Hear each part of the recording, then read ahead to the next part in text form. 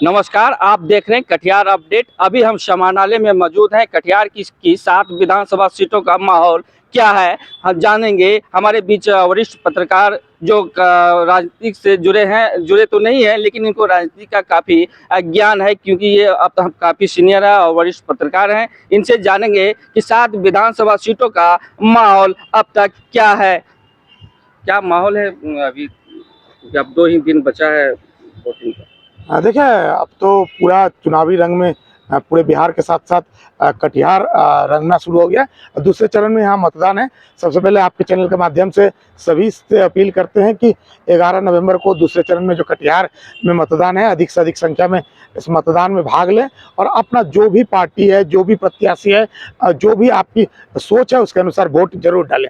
अब माहौल पर आते हैं। कटिहार में 7 विधानसभा है। बंगाल से सटे बलरामपुर सीट से लेकर इधर कुर्सेला बॉर्डर जो भागलपुर से सटा हुआ है, बरारी विधानसभा में कुल 7 सीट को लेकर अलग अलग हर जगह समीकरण है। स्थानीय मुद्दा भी हावी है और लोग अपने अपने मुद्दों पर वोट करने की तैयारी कर रहे हैं। हमको लगता है कि सबसे उत्सुकता लोगों को कटिहार जो सदर सीट, जो हॉट सीट कहा जा रहा है बिहार का, उसको लेकर है। और रुझान हम लोग को, जैसे जो लगातार फील्ड में काम करते हैं, उन लोगों के लिए काफ़ी कंफ्यूजन जैसी स्थिति है। क्योंकि कटिहार में सब कोई सीधी लड़ाई की बात करे, लेकिन हम लोग को जो दिख रहा है, कहीं कहीं हम लोग जब पहुंचते हैं तो निर्दलीय प्रत्याशी जो राम प्रकाश महतो, जो काफ़ी लंबे समय से कटिहार में राजनीति की है, उनका भी कुछ वोट है। हालांकि वो वोट जीत के तरफ उन्हें ले जाएगा, ऐसा बोलना भी जल्दबाजी होगा। लेकिन एक और कौन है, जनसुराज की प्रत्याशी भी दमखम के साथ लगे हुए हैं। इसीलिए कटिहार की लड़ाई बहुत रोचक हो चुका है। जहां तक एक बड़ी लड़ाई भाजपा को अपने कोर वोट, जो भाजपा का जो ब्रांडेड वोट है, उसे रोक कर रखने को लेकर है। क्योंकि आप सबको पता है, जो कटिहार की राजनीति के बारे में रुचि रखते हैं या जानते हैं, कटिहार में इस बार जो लड़ाई है, 5वीं बार जो पूर्व डिप्टी सीएम तारकिशोर प्रसाद, जो वर्तमान भाजपा प्रत्याशी है, और महागठबंधन के जो उम्मीदवार है सौरभ अग्रवाल, उनके माता और पिता भाजपा की राजनीति से जुड़े हुए हैं और लगातार उनका भी कटिहार में एक पकड़ है। इसी आधार पर सौरभ का भी छवि को आंका जा रहा है। युवा नेता तो हम नहीं कहेंगे, क्योंकि वो तुरंत राजनीति में आए, युवा नेता कह देना, लेकिन उनका भी एक साफ छवि है और एक एडुकेटेड छवि है, जिसके बल पर वो भी दमखम के साथ लोगों के पास पहुंच रहे हैं। इसीलिए कटिहार की लड़ाई बेहद रोचक है।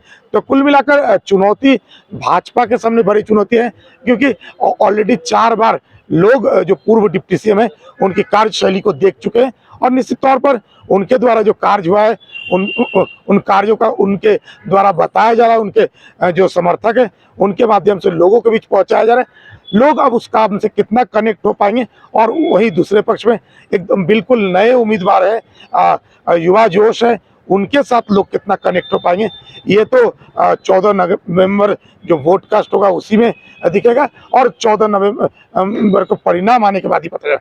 कुल मिलाकर कटिहार के सदर की लड़ाई रोचक है और जनता के साथ साथ राजनीतिक विशेषज्ञ कह लीजिए या जो जमीनी पत्रकार कह लीजिए, हर कोई कंफ्यूज है। और कटिहार के सदर सीट को लेकर लोग, कटिहार या पूरे बिहार के लोग काफ़ी कंफ्यूजन की स्थिति में, इसीलिए अभी बहुत कुछ कह देना या किसी एक पक्ष को जिता देना बहुत जल्दबाजी होगा।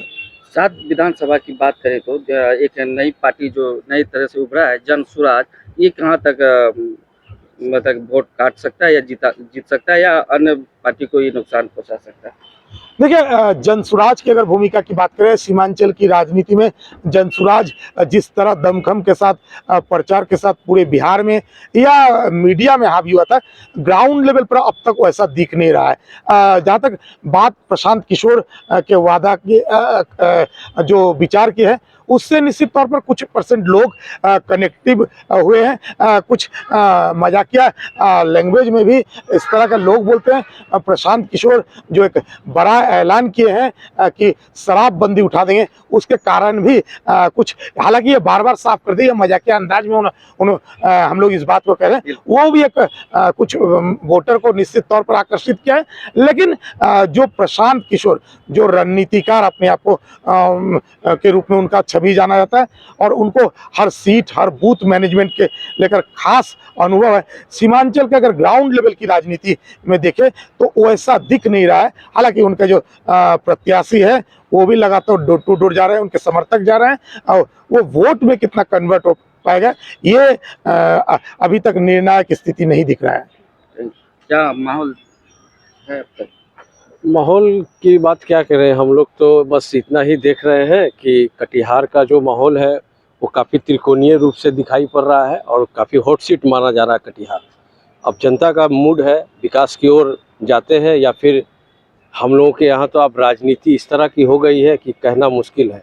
लोग जाति धर्म में बढ़ जाते हैं, लेकिन हम लोगों से ये अपील करना चाहते हैं कि विकास के मुद्दे पर ही वोट दें और अपने विधानसभा में एक अच्छा उम्मीदवार को चुनकर लावें। तो अभी आप देखें कि हमारे जो वरिष्ठ पत्रकार थे उनसे हम जाने कि 7 विधानसभा सीटों का माहौल क्या है। लेकिन अब सवाल 14 नवंबर का है, जिस दिन रिजल्ट आएगा उस दिन पता चलेगा किनके सर पर ताज सस्ता है, किनके सर से ताज हटता है। बने रहें कटिहार अपडेट के साथ।